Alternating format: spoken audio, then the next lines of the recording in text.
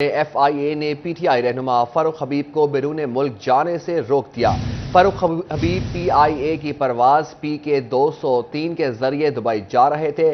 فاروق حبیب کا نام stop list میں ہونے کی وجہ سے روکا گیا ہے۔ آپ کو اہم خبر سے آگاہ کریں، ایف آئی اے نے پی ٹی آئی رہنما فاروق حبیب کو بیرون ملک جانے سے روک دیا۔ فاروق حبیب پی آئی اے کی پرواز پی کے 203 کے ذریعے دبئی جا رہے تھے۔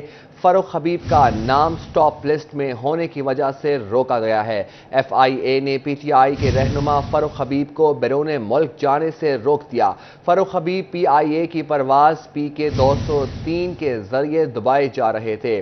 اسی حوالے سے مزید تفصیلات جان لیتے ہیں فصیح نقوی سے۔ جی فصیح، بتائیے گا مزید کوئی کارروائی کی گئی ہے یا نہیں؟ جی بالکل، ایف آئی اے نے پی ٹی آئی رہنما فاروق حبیب کو بیرون ملک جانے سے روک دیا ہے۔ فاروق حبیب پی آئی اے کی پرواز پی کے 203 کے ذریعے دبئی جا رہے تھے۔ فاروق حبیب کا نام سٹاپ لسٹ میں ہونے کی وجہ سے روکا گیا ہے، ایئرپورٹ دبئی کا کہنا ہے۔ ایف آئی اے نے ایئرپورٹ پر فاروق حبیب کو گرفتار کرنے کی بھی کوشش کی۔ فاروق حبیب ایف آئی اے کی گرفتاری کی کوشش سے بچ کر ایئرپورٹ سے واپس روانہ ہو گئے ہیں، ذرائع کا یہ کہنا ہے۔ مزید ایف آئی اے نے فاروق حبیب کا پاسپورٹ، بورڈنگ کارڈ اور دستی سامان قبضے میں لے لیا ہے اور فاروق حبیب نے آج دوپہر 2:10 پر دبئی روانہ ہونا تھا۔ جی فصیح نقوی ہمیں اپڈیٹ کر رہے تھے، بہت شکریہ فصیح آپ کا۔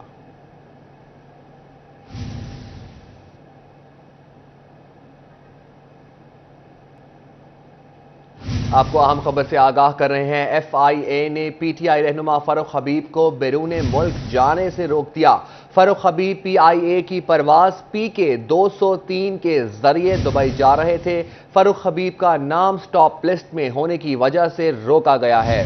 آپ کو بتائیں، ایف آئی اے نے پی ٹی آئی رہنما فاروق حبیب کو بیرون ملک جانے سے روک دیا۔ فاروق حبیب پی آئی اے کی پرواز پی کے 203 کے ذریعے دبئی جا رہے تھے۔ فاروق حبیب کا نام سٹاپ لسٹ میں ہونے کی وجہ سے روکا گیا ہے۔ ایف آئی اے نے ایئرپورٹ پر فاروق حبیب کو گرفتار کرنے کی کوشش بھی کی۔ فاروق حبیب گرفتاری سے بچ کر ایئرپورٹ سے واپس روانہ ہو گئے۔ ایف آئی اے نے پاسپورٹ، بورڈنگ کارڈ اور دستی سامان قبضے میں لے لیا۔ فاروق حبیب نے آج دوپہر 2:10 پر دبئی روانہ ہونا تھا۔ آگے بڑھے اور آپ کو بتائیں، فیصل آباد ڈسٹرکٹ کورٹس میں سیکیورٹی کے ناقص انتظامات۔ ڈسٹرکٹ کورٹس کے مین دربار والے گیٹ پر صرف 2 پولیس اہلکار تعینات۔ وکلا برادری نے سیکیورٹی انتظامات بہتر بنانے کا مطالبہ کر دیا۔ اسی حوالے سے تفصیلات جان لیتے ہیں ہاشر وڑائچ سے۔ جی ہاشر، آگاہ کیجیے گا۔ بالکل، فیصل آباد ڈسٹرکٹ کورٹس کی اگر بات کی جائے تو یہاں پر متعدد بار ناخوشگوار جو واقعات ہیں وہ پیش آ چکے ہیں، جس کے بعد سیکورٹی کے معاملات عارضی طور پر تو ٹھیک کیے جاتے ہیں، لیکن بعد جو ہے وہ معاملات پھر جو کہ توں جو ہے وہ نظر آتے ہیں۔ اس وقت میں کچہریوں کی مین گیٹ جو ڈسٹرکٹ کورٹس ہیں ان کی مین گیٹ پر موجود ہیں، یہاں پر صرف 2 اہلکار جو ہیں وہ ڈیوٹی پر مامور ہیں۔ انہی اہلکاروں کی جانب سے جو آنے والے سائلین ہیں ان کی تلاشی بھی لی جانی ہے، اور انہی کی جانب سے جو مین دروازہ ہے، قیدیوں والی گاڑیاں آنی ہیں یا ججز آنا ہے تو وہ دروازہ بھی انہی کی جانب سے کھولنا ہے، جس کے بعد سیکورٹی کے جو مزید جو خدشات ہیں وہ پیدا ہوتے ہیں کہ کوئی ناخوشگوار جو واقعہ ہے وہ پیش نہ آئے۔ اسی والے سے وکلا برادری ہمارے ساتھ موجود ہے، اسی والے سے ان سے بات کرتے ہیں۔ تو بھیا آپ بتائیے گا، بہت سارے ناخوشگوار واقعات بھی پیش آ چکے ہیں، عدالتوں کے اندر بھی جو لوگ ہیں ان کا مرڈر ہوئے ہیں، لیکن سیکورٹی کے معاملات دوبارہ آپ کے سامنے ہیں، تو آپ ایز اے وکیل اس حوالے سے کیا کہیں گے؟ اس میں اشر بھائی آپ کا بہت شکریہ، آپ نے اس ایشو کو ہائی لائٹ کیا اور بہت وقت کی بھی اس میں بہت ضرورت ہے۔ بڑا اہم ادارہ ہے، آپ کو پتہ ہے، فیصل آباد ڈسٹرکٹ بار ایسوسی ایشن کا، اور اس میں مختلف لوگ آتے ہیں، اس میں لوگوں کی جو ہے آپس میں گرج بھی ہیں، دشمنیاں بھی ہیں، لیکن لوگ کیا کرتے ہیں، لوگ اس جگہ پہ کرائم جو ہے اس کو سیف سمجھتے ہیں۔ اس کی وجہ یہی ہے کہ ناقص سیکیورٹی ہے۔ جو اب سیکیورٹی گارڈ آپ دیکھ رہے ہیں پیچھے، سیکیورٹی گارڈ 2 یا 3 لوگ ہیں میکسیمم، انہوں نے سارا معاملہ کرنا ہے، گیٹ بھی انہوں نے، چیکنگ بھی لوگوں کی انہوں نے کرنی ہے، سارے معاملات انہوں نے کرنے ہیں۔ تو میں سمجھتا ہوں یہ بالکل ناقص سیکیورٹی ہے۔ کوئی اس میں جتنا اہم ادارہ ہے اس پہ آپ دیکھیں، کوئی سیکیورٹی کے لیے کوئی بھی آلات نہیں ہے۔ حالانکہ چھوٹی چھوٹی جگہ پہ، پرائیویٹ جگہ پہ انہوں نے رکھے ہیں، لیکن یہ مین جگہ ہے، اس پہ بھی جو آلات ہے نصب کیے جاتے ہیں جو سیکیورٹی کے حوالے سے وہ نہیں ہے، اور اس کا ہونا بہت ضروری ہے جو حالات چل رہے ہیں، تاکہ جو ایک ادارہ ہے اس کو جو ہے مکمل لوگوں کو سیکیورٹی مل سکے۔ لوگ اس پہ جو ہے وہ جرم کرنا زیادہ آسان سمجھتے ہیں باہر کی نسبت۔ یہ آپ کیا کہیں گے اس حوالے سے؟ جی السلام علیکم۔ اس میں جو ہمارے آج کل کے ملکی حالات ہیں، اس سے تناظر میں سیکیورٹی کے حالات بہت خراب ہیں۔ کوئی واک تھرو گریٹ نہیں ہے۔ اگر ہم ہائی کورٹ جاتے ہیں تو وہاں اسکیننگ مشینز لگی ہوئی ہیں، یہاں پہ کوئی اسکیننگ مشین نہیں ہے، حالانکہ تیسری بڑی بار ہے پنجاب کی۔ تو اس میں ہمارا یہی اس میں مطالبہ ہے کہ کم سے کم یہاں پہ جو سیکیورٹی کے حالات کو ٹھیک کیا جائے، کیونکہ یہاں پہ ہر طرح کے لوگ موجود ہیں. تو یہاں پہ پہلے بھی 2 مرڈر ہو چکے ہیں. تو ایک ہی بندہ ہے جو یہاں پہ جو گیٹ کھولتا ہے, باقی 2 وہاں پہ موجود ہیں. اس میں یہی ہمارا مطالبہ ہے سی پی او سے بھی کہ اس میں سیکیورٹی کے جو معاملات ہیں انہیں ٹھیک کیا جائے. جی بالکل, جس طرح آپ نے سنا یہاں پر یہ میرے پیچھے گیٹ عائشہ ہمیں اپڈیٹ کر رہے تھے. بہت شکریہ حاشر آپ کا.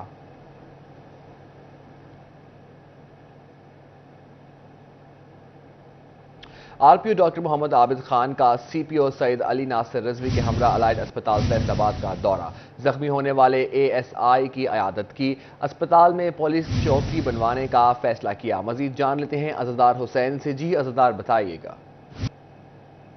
فیصل آباد سی پی فیصل آباد نے زخمی ہونے والے جو اے ایس آئی ہیں ان کی عیادت کی. ہمارے ساتھ سی پی فیصل آباد موجود ہیں, ہم سے بات کرتے ہیں.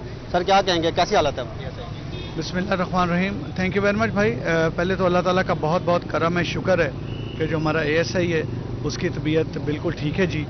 اور اس وقت عادل گلفام جو ہے اس کی جو جتنا ٹریٹمنٹ ہونا تھا وہ ٹریٹمنٹ سارا ہوا ہے. اس وقت ہی از ان آئی سی یو, اور ابھی آر پی او صاحب بھی آئے ہیں تیمارداری کرنے. اور میں خاص طور پہ دیکھیں چیز یہ ہے کہ کل رات سے ہم ساتھ ہیں, تمام دیکھ رہے ہیں جس طریقے سے جو ایم ایس صاحب ہیں فہیم صاحب اور ان کی ٹیم جو ہے جس طریقے سے انہوں نے لک آفٹر کیا ہے, ٹیک کیئر کیا ہے, نیورو سرجنز باقی تمام ان کا تمام staff. So really hats off to them. اللہ تعالیٰ نے زندگی دینی ہوتی ہے, لیکن یہ جو مسیح ہیں انہوں نے اپنا پورا زور لگا کے اللہ نے کرم کیا, انہوں نے اس بچے کی جان بچائی ہے. میں دوبارہ سے فہیم صاحب کا, ان کی ساری ٹیم کا, ڈاکٹر اماد کا بڑا شکر گزار ہوں. اور میں یہ بتاتا چلوں کہ انشاءاللہ تعالیٰ اللہ کے فضل و کرم سے ہم لوگوں کو بچانے کے لیے, لوگوں کی حفاظت کے لیے اس ضلع کے 108 شہید ہیں. غازیوں کی تعداد بے انتہا ہے. یہ شہید اور غازی یہ لوگوں کے بیوی بچوں کو, بزرگوں کو بچانے کے لیے یہ جو لوہا ہے اپنے سینوں میں پینیٹریٹ کروا لیتے ہیں. اور مقصد صرف ایک ہوتا ہے کہ اللہ کو راضی کرنے کے لیے, اللہ کے بندوں کے لیے آسانیاں پیدا کریں اور اپنا سب کچھ قربان کر دیں لوگوں کا سب کچھ بچانے کے لیے. چوکی بننی ہے, کوئی آپ سے بات بھی ہوئی ہے الائڈ اسپتال میں, تو وہ کہاں تک پہنچی ہے؟ دیکھیں ہماری طرف سے جو چوکی ہے آج بڑا ڈیٹیل ایم ایس صاحب نے, نئے ایم ایس صاحب آئے ہیں, ہم نے ان سے ڈسکس کیا ہے. ہم نے چوکی کا سارا عملہ ان کی ڈسپوزل پہ کر دیا ہے. اب یہ انہوں نے ہمیں تمام جگہ پرووائڈ کرنی ہے. اور ایم ایس صاحب از سو فورتھ کمنگ. انہوں نے یہ چیز کہی ہے کہ 3-4 دن میں وہ کمرہ ہمیں دے کے تو اس چوکی کو ایکٹیویٹ کر دیں گے. سر اوور چارجنگ کی جاتی ہے پارکنگ میں. عزادار حسین ہمیں اپڈیٹ کر رہے تھے. بہت شکریہ آپ کا. ٹوبہ ٹیک سنگھ انتظامیہ نے سانحہ گوجرا کے بعد بڑا فیصلہ کر لیا. گیس سلنڈر والی گاڑیوں کے داخلے پر پابندی عائد کر دی گئی. آپ کو بتائیں ٹوبہ ٹیک سنگھ انتظامیہ نے سانحہ گوجرا کے بعد بڑا فیصلہ کر لیا. اسی حوالے سے مزید بات کرتے ہیں مبشر حسن نقوی سے. جی مبشر بتائیے گا. ٹوبہ ٹیک سنگھ میں L P G gas cylinder استعمال کرنے والی گاڑیوں کے داخلے پر پابندی عائد کر دی گئی ہے. اس حوالے سے ڈپٹی کمشنر ٹوبہ ٹیک سنگھ عدنان ارشاد نے ایک اہم اجلاس کی صدارت کی جس میں پیٹرولنگ پولیس, ٹریفک پولیس اور آر ٹی سیکٹری موجود تھے. ان کو ہدایات جاری کی گئی ہیں کہ اس حوالے سے کوئی نرمی نہیں برتی جائے گی. ڈپٹی کمشنر سے بات بھی کرتے ہیں اور جانتے ہیں. سر بتائیے گا کہ گوجرا میں ایک افسوسناک واقعہ بھی پیش آیا جس کے بعد بلا شبہ کریک ڈاؤن بھی جاری ہے اور انتظامیہ نے کارروائیاں بھی کی ہیں. اس وقت شہر میں جو ایل پی جی گیس کی جو گاڑیاں ہیں ان کی پوزیشن کیا ہے؟ جی اس وقت جو ہے وہ 90% جو سی گاڑیاں ہیں ان کے ایل پی جی سلنڈرز جو سے اتر چکے ہیں اور کریک ڈاؤن جاری ہے. زیرو ٹالرنس کی پالیسی ہے. ٹریفک پولیس اور ہائی وے پولیس اور سیکٹری آر ٹی اے ان کی ٹیمز بنا دی گئی ہیں اور انشاءاللہ بائی منڈے تک ہوپ فلی ہم 100% جو ہے اپنا ٹارگیٹ اچیو کر لیں گے. اور کوئی بھی گاڑی ایسی جو ایل پی جی کا سلنڈر یوز کرے گی اس کو ٹالریٹ نہیں کیا جائے گا. اس کے خلاف قانون کے مطابق ایکشن لیں گے انشاءاللہ. سر ضلع میں مقدمات بھی درج کیے جا رہے ہیں ان کے خلاف؟ جی ایف آئی آرز ہو رہی ہیں اور ابھی تک جو ہے وہ 30 سی گاڑیاں امپاؤنڈ ہو چکی ہیں اور 20 ایف آئی آرز ہو چکی ہیں. آج بالکل ڈپٹی کمشنر نے آر ٹی سیکٹری کو سوموار تک کی ڈیڈ لائن بھی دی ہے کہ سوموار تک تمام تر جو ہے وہ لاری اڈوں کو کلیئر کیا جائے کہ وہاں پر ایسی کوئی گاڑی نہ آئے جس میں L P G gas cylinder جو ہے وہ. مبشر حسن نقوی ہمیں اپڈیٹ کر رہے تھے. بہت شکریہ آپ کا.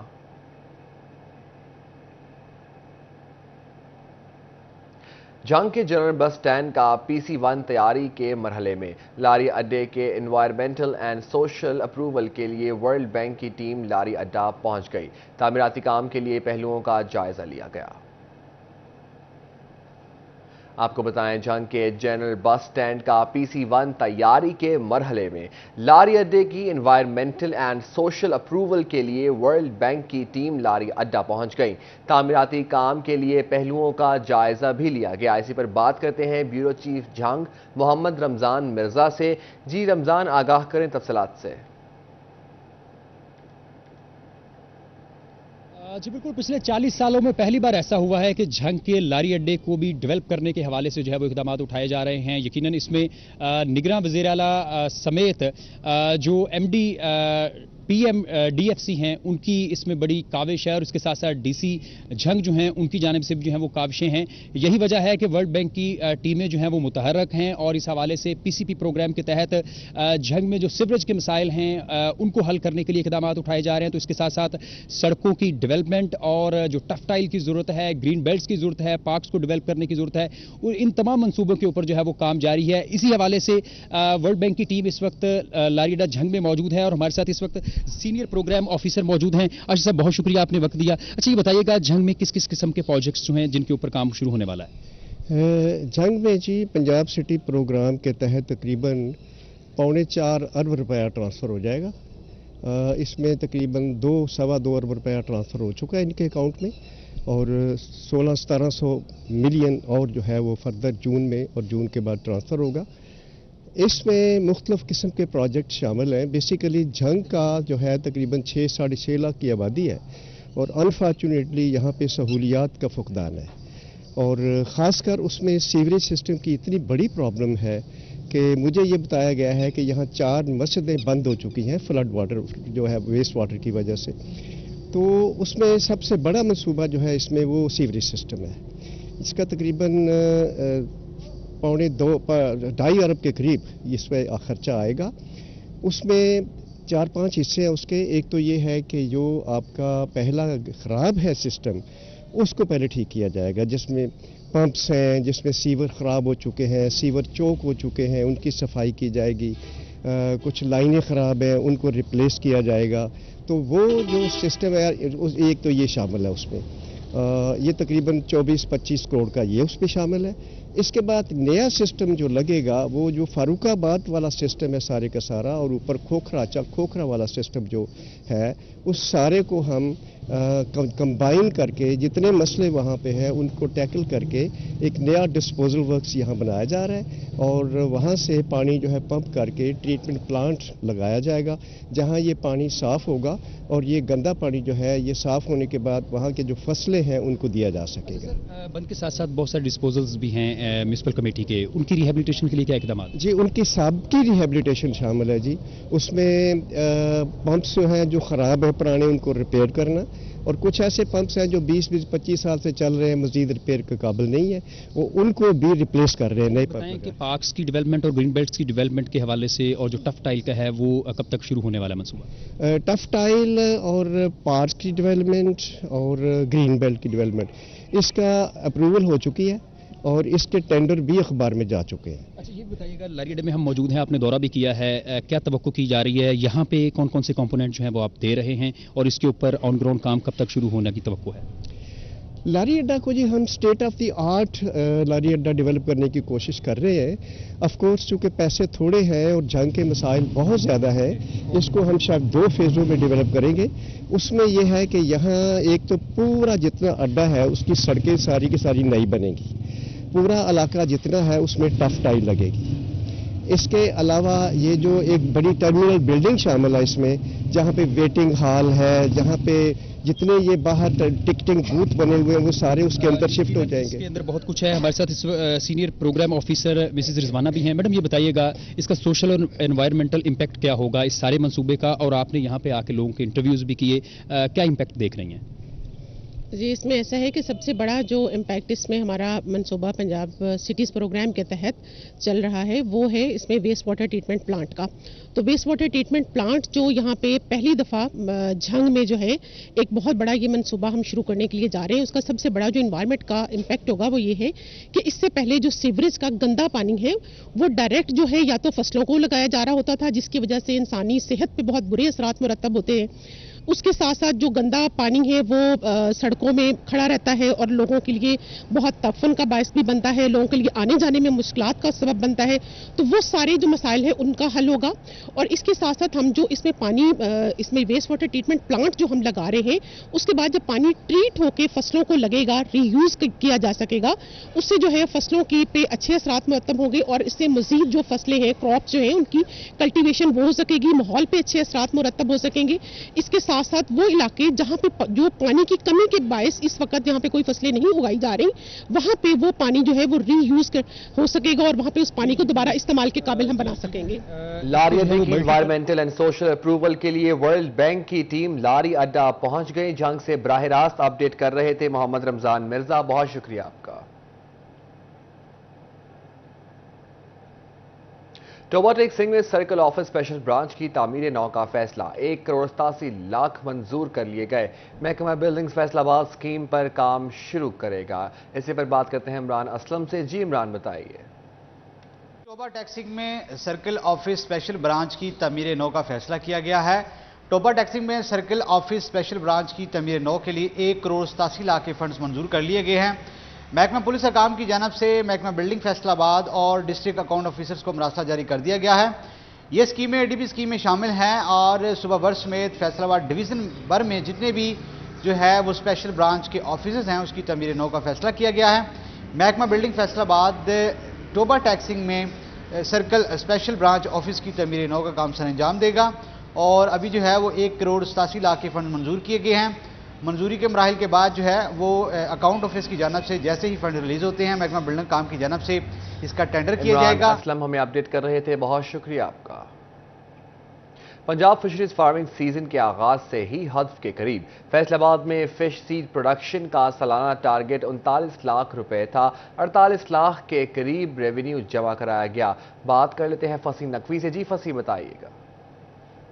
बिल्कुल, पंजाब फिशरीज़ में प्रोडक्शन के बाद जो है अब बच्चा मछली जो है वो फार्मर्स को प्रोवाइड की जा रही है और पंजाब फिशरीज़ में साल 2023 में कितना टारगेट है और कितना जो टारगेट है वो अचीव करने को कहा गया और कितना टाइम ड्यूरेशन के अंदर ये टारगेट अचीव हो सकेगा, इसके लिए हमारे साथ जो है वो डिप्टी डायरेक्टर फिशरीज़ शाहिद मकबूल साहब मौजूद है। इनसे बात करते हैं। सर बताइएगा, एक तो कितना टारगेट के करीब पहुँच चुके हैं और कब तक जो है ये टारगेट कम्प्लीट हो जाएगा? जी बिस्मिल्लाहिर्रहमानिर्रहीम। इस दफ़ा जो डिपार्टमेंट की तरफ से हमें फ़िश सीड प्रोडक्शन का टारगेट है वो 48,40,000 का है और इंशाअल्लाह हम इसको 50 लाख से ज़्यादा करेंगे। और इसी तरह जो हमने सीड सप्लाई करना था उसके अगेंस्ट हमारी इनकम का टारगेट 31 लाख था और हम 28 लाख कर चुके हैं और इंशाल्लाह नेक्स्ट 2 मंथ में ये भी हम इंशाल्लाह 34 लाख के 34-35 तक हमारा है ज़हन कि हम इंशाल्लाह वहाँ तक पहुँच जाएंगे।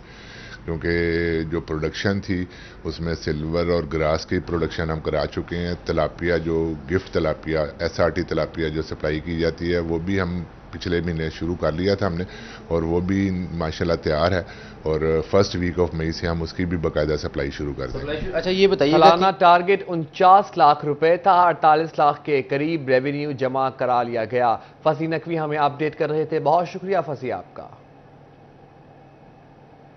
FPR ने फैसलाबाद डिवीजन में नए माली साल के लिए जायदादों की नई कीमतों का तयन करने के लिए इकदाम शुरू कर दिए। क्या इकदाम किए जा रहे हैं, जानते हैं उमैर अजमत से। जी उमैर, तफसीलात से आगाह कीजिए। बोर्ड ऑफ रेवेन्यू की जानिब से फैसलाबाद डिवीजन में प्रॉपर्टीज़ की नई वैल्यूज़ का तयन करने के लिए काम शुरू कर दिए गए हैं और इस हवाले से डिवीजन भर में सर्वे करवाया जाएगा, जबकि इसके साथ साथ फैसलाबाद, झंग और टोबा में इससे कबल भी FPR की जानिब से जो रेट लिस्ट है वो जारी की जाती है और वो प्रॉपर्टी वैल्यूएशन लिस्ट में शामिल है। ताहम अब इस बार जो है वो चिन्योट को भी शामिल किया जाएगा। इससे कबल FPR के चिन्योट के लिए कोई रेट्स मौजूद नहीं थे और इसके लिए जो टैक्सेस वसूल किए जाते हैं उनके लिए भी कोई प्रॉपर मौसर रेट्स मौजूद नहीं थे। FPR हुकाम के मुताबिक इस बार चिन्योट के लिए भी जो लिस्ट है वो बनाई जाएगी और चिन्योट में भी इसके लिए वर्किंग शुरू कर दी गई है। उसके साथ साथ फैसलाबाद के बस हमें अपडेट कर रहे थे, बहुत शुक्रिया आपका। फैसलाबाद में पंजाब अराजी रिकॉर्ड सेंटर का बड़ा मंसूबा 1947 से 2023 तक का रिकॉर्ड कंप्यूटराइज किया जाएगा। स्कैनिंग के हवाले से मंजूरी दे दी गई है। मजीद जान लेते हैं अब्दुर्रहमान से। जी अब्दुर्रहमान बताइए। पंजाब अराजी रिकॉर्ड सेंटर एनहांसमेंट स्कीम के हवाले से तो यहाँ पर जितनी भी पुरानी डीड्स इंतकाल पड़े हुए हैं उनके स्कैनिंग का अमल शुरू करने के हवाले से हदायत जारी कर दी गई है। 1947 से लेकर 2023 तक के जितने भी इंतकाल है उनको यूनिक नंबर अलाट किए जाएंगे और उस सिलसिले में तमाम डॉक्यूमेंटेशन की स्कैनिंग की जाएगी। तो इस सिलसिले में जो अहकाम जारी किए गए उसके मुताबिक ये तमाम डाटा रिकॉर्ड जितना भी पड़ा हुआ है वो तमाम का तमाम अब स्कैन किया जाएगा, उसमें कंप्यूटर में उसका इंदराज किया जाएगा और ये एक बहुत बड़ी प्रैक्टिस होगी जो वर्ल्ड बैंक के साथ मिलकर की जा रही है। इस सिलसिले में ट्रेनिंग्स का भी इनेकाद करवाया जा रहा है। तो ये बताया जा रहा है कि यहाँ पर इस प्रैक्टिस को अब शुरू किया जा रहा है। 1947 का डाटा जो है वो सबसे पहले निकाल कर स्कैन किया जाएगा, फिर उसके अकॉर्डिंग उसमें जितनी भी अदाद शुमार है वो ऐड किए जाएंगे और उसमें उन तमाम कमरों में और रिकॉर्ड रूम तक एक्साइज सिर्फ जो है वो उन लोगों की होगी जो अथोराइज्ड होंगे। अब्दुर्रहमान हमें अपडेट कर रहे थे, बहुत शुक्रिया आपका। आपको बताएं महकमा तालीम फैसलाबाद के क्लास 4 मुलाजमीन एसोसिएशन का हुकूमत के दर्जा चहारम मुलाजमीन की सीटें ख़त्म करने के मंसूबे के खिलाफ एहतजाज का ऐलान। कहते हैं खाली सीटें ख़त्म करने के फैसले पर अमल दरामद नहीं होने देंगे। इसी पर बात कर लेते हैं जहांगीर अशरफ से। जी जहांगीर बताइएगा। जी, पंजाब गवर्नमेंट की तरफ से फाइनेंस डिवीज़न की सजेशन पर तमाम जो दर्जा चहारम की सीटें हैं जो खाली पड़ी हैं उनको ख़त्म करने का प्लान जो है उस पर काम शुरू कर दिया गया है और तमाम डिपार्टमेंट से खाली सीटों की फहरिस्तें मंगवाई गई हैं, जिस पर मुलाजमीन जो हैं वो खासी उनमें तशवीश पाई जा रही है। इस हवाले से क्लरिकल स्टाफ एसोसिएशन और मुलाजमीन एसोसिएशन जो हैं वो मजम्मत भी कर रहे हैं और इस फैसले को वापस लेने का भी मुतालबा कर रहे हैं। इस वक्त हमारे साथ एपका स्कूल्स विंग के प्रेसिडेंट मौजूद हैं, उनसे बात करते हैं क्या कहते हैं, क्या क्या तहफ़्फ़ुज़ात हैं। एक बंदा जो है वो अरसा दराज से इंतज़ार करता है कि हमारा बच्चा जो है वो आ जाके एक सरकारी मुलाजम पहले स्केल में भर्ती हो जाएगा। 10 सालों में सिर्फ 2 दफ़ा इस भर्तियों का जो है वो सिलसिला शुरू किया गया। तो 10 साल में आपने क्लास 4 के सिर्फ आपने तकरीबन 400 से 500 लोगों को आपने भर्ती किया, जबकि इस 10 साल में आपने मिनिस्टर्स की तादाद जो है वो आपने कई लोगों को दी है। MPs जो हैं वो 282 के लगभग हैं। हमारा मुतालबा है कि आप MPs और मिनिस्टर की तादाद को कम करें और दर्जा चहारम की जो है अपना सीटें उनमें इजाफा करें, ना कि उनको ख़त्म करें। मुलाजमिन जहांगीर अशरफ हमें अपडेट कर रहे थे, बहुत शुक्रिया आपका। इलेक्शन कमीशन ने DMO और मॉनिटरिंग टीम का नोटिफिकेशन जारी कर दिया। इसी हवाले से बात कर लेते हैं बाबर मुनीर से। जी बाबर, आगाह कीजिए। जी, पंजाब में आम इंतखाबात की तैयारियां तेज़ी से जारी हैं। इलेक्शन कमीशन ऑफ पाकिस्तान की जानिब से ज़िला में जो मॉनिटरिंग टीमें बनाई जानी हैं और डिस्ट्रिक्ट मॉनिटरिंग ऑफिसर बनाए जाने हैं उनका बाकायदा तौर पर नोटिफिकेशन जारी कर दिया गया है। DMO के लिए मलिक एहसन जो इलेक्शन अफसर हैं फैसलाबाद में, उनका नाम जो है वो फाइनल किया गया है, नोटिफाई बाकायदा कर दिया गया है। और PP 93 के लिए जफ़र अब्बास जो जहाँ पर deputy director social welfare and Betul माल हैं और Mohammad Madani deputy DEO monitoring team में शामिल हैं PP 93 के लिए। इसी तरह PP 94 के लिए मजहर हुसैन AV नेशनल बैंक हैं और मिसेस जाहिदा अजीज़ हैं principal SS high school Shah Burhan, वो उस टीम में जो है वो शामिल होंगी मॉनिटरिंग टीम में। PP 95 के लिए सईद अहमद का नाम जो है वो डिप्टी DEO है और अब्दुल जलील डिप्टी DEO मॉनिटरिंग टीम के मेंबरान होंगे। इसी तरह PP 96 के लिए गुलाम मोहिउद्दीन AD इंडस्ट्री हैं और इनके साथ डॉक्टर एहतशाम DDHO भुआना है जो मॉनिटरिंग टीम में शामिल हैं। और ये 4 मॉनिटरिंग टीमें हैं, चारों ही जो है वो बाबर मुनीर हमें अपडेट कर रहे थे, बहुत शुक्रिया बाबर आपका। सिटी डेवलपमेंट कमेटी के चेयरमैन और फैसलाबाद चैम्बर ऑफ कॉमर्स के सदर की डिप्टी कमिश्नर अली उनान कमर से मुलाकात हुई। इसी हवाले से मजीद बात कर लेते हैं शराज भट्ट से। जी शराज बताइए। फैसलाबाद अली अनान कमर से Faisalabad chamber of commerce industry और इसके साथ साथ सिटी डेवलपमेंट की जो कमेटी है उसके उहदेदारान ने मुलाकात की है। इस मौके पर सदर Faisalabad chamber of commerce industry doctor Khurram Tariq भी मौजूद थे और उनके हमरा सिटी डेवलपमेंट जो कमेटी है उसके चेयरमैन शाहिद मुमताज़ बाजवा भी मौजूद थे।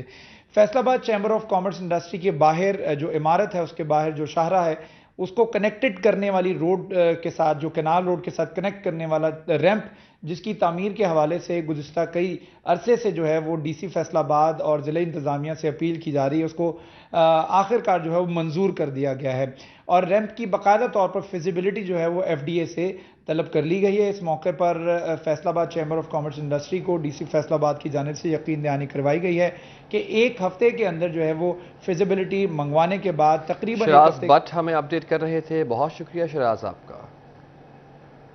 GC विमेन यूनिवर्सिटी फैसलाबाद के न्यू कैंपस में 5 एकड़ अराजी पर गंदम के तजर्बाती काश्त की कटाई का आगाज कर दिया गया। وائس چانسلر ڈاکٹر ربینہ فاروق، پرو وائس چانسلر ڈاکٹر ذل ہما نازلی، رجسٹرار آصف ملک اور خزانچی انصر مغل سمیت دیگر نے شرکت کی۔ ڈاکٹر ربینہ فاروق نے نیو کیمپس میں ترقیاتی کاموں کا بھی جائزہ لیا۔ اگلے سال اس سے زیادہ رقبے پر گندم کی تجرباتی کاشت کرنے کا عزم کیا۔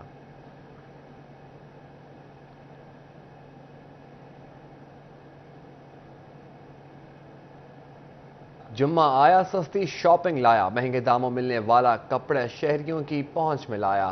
فیصل آباد کچہری بازار کے جمعہ بازار میں شہریوں کا رش لگ گیا۔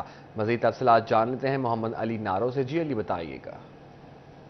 بالکل جمعہ کا روز ہے اور خریداری کا زور ہے۔ اس وقت میں موجود ہوں کچہری بازار میں لگے جمعہ بازار پر، جہاں پر سستے داموں شرٹس پینٹس اویلیبل ہیں شہریوں کے لیے۔ بڑی تعداد میں شہری یہاں پر رک کر رہے ہیں خریداری کا۔ اوپن مارکیٹ کی نسبت یہاں پر خاصے سستے داموں اشیاء جو ہیں وہ فراہم کی جا رہی ہیں۔ میرے ساتھ شہری موجود ہیں جو خریداری کرنے کے لیے آئے ہیں، ان سے بات کر لیتے ہیں۔ جناب بتائیے کیا خریدا ہے اور کیا ریٹس میں فرق ہے؟ چیز پسند کی جو ہے وہ مل گئی ہے آپ کو یا نہیں ملی؟ جی سر، بہت اچھی چیزیں ہیں۔ یہاں سے آپ کوئی بھی چیز آ کے شرٹس وغیرہ پینٹس وغیرہ ایزیلی اویل کر سکتے ہیں، اور یہاں پہ پرائسنگ میں ڈفرینس کافی زیادہ ہے۔ مطلب اگر اوپن مارکیٹ میں جاتے ہیں نا بازار میں، تو آپ کو یہی پینٹ آپ کو تقریباً میکسیمم بھی 1500 کی ملے گی، لیکن یہاں سے آپ کو آلموسٹ 400-500 میں یہ مل جائے گی ایزیلی۔ اور جو یہ چیز کوالٹی میں ہے، کوالٹی میں کمپرومائز نہیں ہے، مطلب بہت اچھی چیز ہے یہ آپ نے۔ کوالٹی بھی اچھی ہے، کوئی 1000 سے 1200 روپے کا فرق بھی ہے۔ دکاندار میرے ساتھ موجود ہیں، ان سے بات کر لیتے ہیں۔ جناب بتائیے گا مارکیٹس کے ریٹ اتنے اپ ہیں، جمعہ بازار میں ایسا کون سا ریلیف دیا جا رہا ہے شہریوں کے اتنے سستے داموں کپڑے بیچ کر؟ السلام علیکم جی، ہم جی یہ لنڈا بیچتے ہیں اور یہ کچے سامان لے کے آتے ہیں۔ لوگوں کی سخت نہیں ہے خریدنے کی، یہاں پر لوگ آتے ہیں لے کے جاتے ہیں، ہم سے سستا مال مل جاتا ہے ان کو۔ ٹروزر بھی ہمارے پاس ملتے ہیں، شرٹ بھی ملتی ہیں، پینٹیں بھی ملتی ہیں، لوگ خوش ہو کے لے کے جاتے ہیں۔ بھائی یہ فرق ہے مارکیٹ اوپن مارکیٹ میں اور لنڈے میں۔ لنڈے کا ذکر کیا آپ نے، گرمیوں کے لیے سستے کپڑے خریدنے کی بہترین جگہ ہے جمعہ بازار۔ علی نارو ہمیں اپڈیٹ کر رہے تھے، بہت شکریہ آپ کا۔